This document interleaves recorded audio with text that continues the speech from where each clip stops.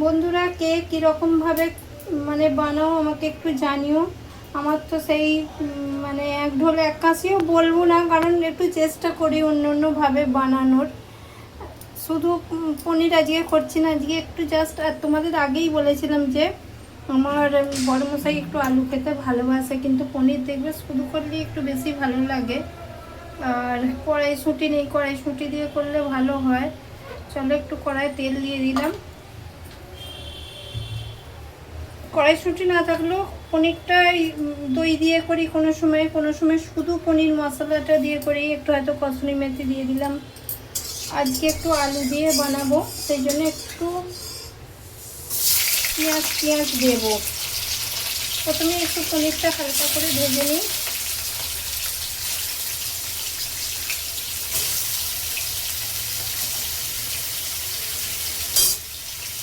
চলো পনিরটা একটু ফ্রাই করে দিই।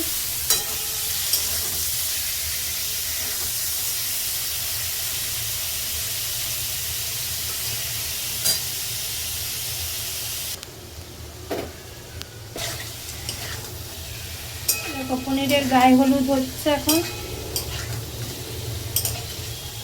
একটু গায়ে হলুদ হয়ে যাক পনিরের।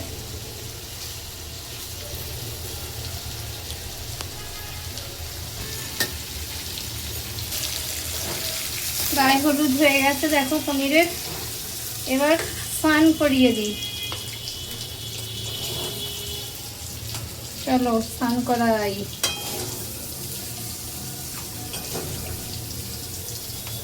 এখন আমাদের এখানে বারিশ হচ্ছে, সেই জন্য একটু ঠান্ডা পড়েছে বলে গরম জলেই স্নান করাচ্ছি পনিরটাকে। আগে তোমাদের সঙ্গে মস্তি করলাম, গরম জল করে রেখেছিলাম। পনিরটা কি বলতো, গরম একটু নুন দিয়ে রেখেছিলাম। গরম নুন জলে দিলে পনিরটা বেশ সফট হয়ে যাবে।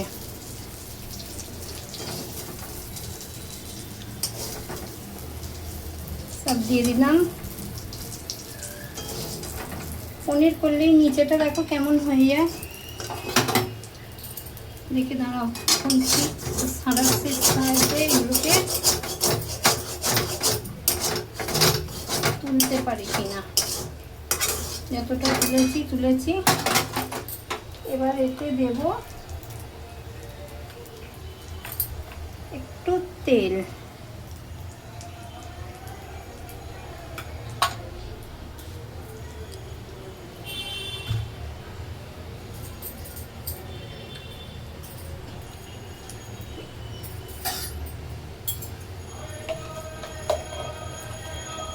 আর দেবো একটু ঘি।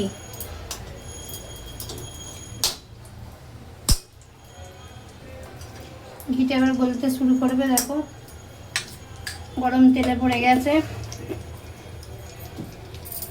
ঘি গলতে শুরু করে দিয়েছে। এবার এতে দেব কান্দা, মানে সরি পেঁয়াজ দিয়ে দিলাম পেঁয়াজ। আর একটু জাস্ট রসুন দিয়েছি, একদম অল্প 2-4টে রসুনের কোয়া। চলো এটা এখন একটু ভাজা হয়ে যাক। ভাজা হয়ে গেলে দেখো টমেটোটা দেবো। আর এই যে একটা মশলা পেস্ট করে রেখেছি, এতে সব কিছুই দেওয়া আছে। সব কিছু বলতে জিরে পাউডার, ধনে পাউডার, হলদি পাউডার, মির্চি পাউডার। আর পনিরের মশলাটা অল্প দিয়েছি, কারণ যখন শুধু পনির করি মশলাটা একটু বেশি করে দিই। এখন মানে পনিরটা কি পেঁয়াজ আদা রসুন দিয়ে করছি, একটু আলু দিয়ে, সেই জন্য অল্পই দিয়েছি। দেখো পেঁয়াজটা নরম হয়ে এসেছে। এবার টমেটোটা দিয়ে দিই। টমেটো গলতে শুরু করুক। আর দিয়েছি ওতে লবণ দিয়েছি আর একটু চিনি দিয়েছি। পনিরে একটু না চিনি হলে ভালো হয় না, মানে চিনি না দিলে। আর সব রান্নাতেই একটু চিনি দিলে দেখবে স্বাদের ব্যালেন্সটা খুব ভালো হয়।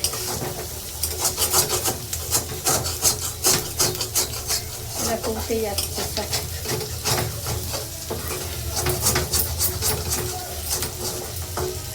সব উঠে গেল।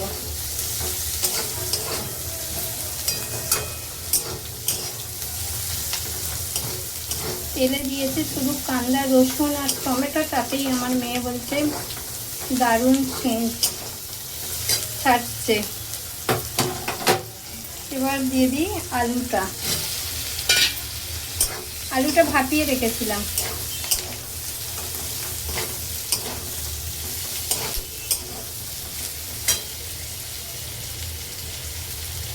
দেখতে কিন্তু দারুণ লাগছে, দেখো। এই জলটা তো অবশ্যই দিয়ে দেব, জলটা নষ্ট করা যাবে না। আর দিয়ে দিলাম একটু আদা বাটা।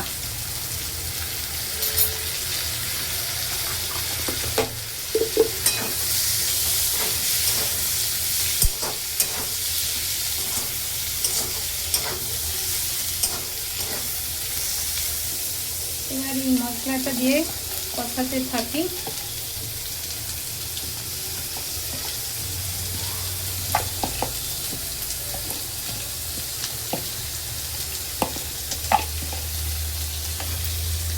বাটির ধোয়ার জলটাও দেব, কিছু নষ্ট করা যাবে না।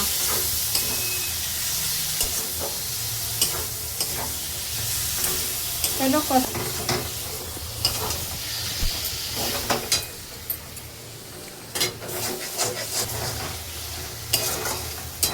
দেখো কষানো মোটামুটি হয়ে গেছে না হয়ে এসেছে বুঝতে পারছি না। কালারটা কেমন এসেছে দেখে একটু জানিও তো বন্ধুরা, কালারটা কেমন এসেছে একটু দেখে জানিও।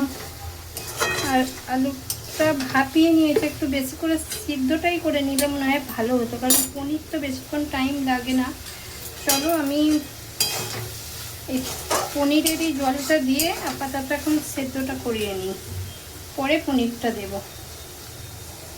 যে কিছুটা জল দিয়ে দিলাম।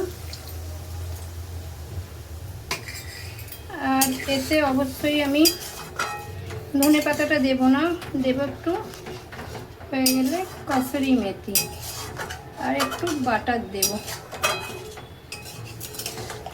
এখন একটু সেদ্ধ হয়ে যাক।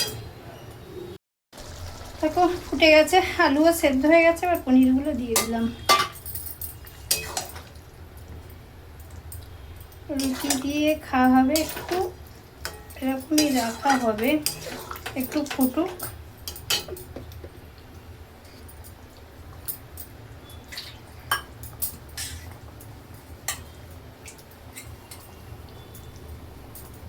একটু দেখে জানিয়ে তো কালারটা কেমন এসেছে, দেখতে কেমন লাগছে।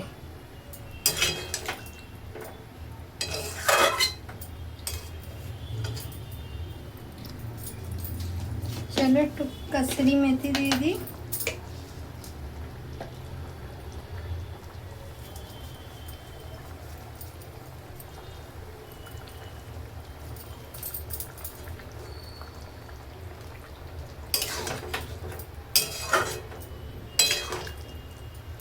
চলো রান্না কমপ্লিট। চলো সবাই খুব ভালো থেকো, সুস্থ থেকো, সবাইকে টাটা।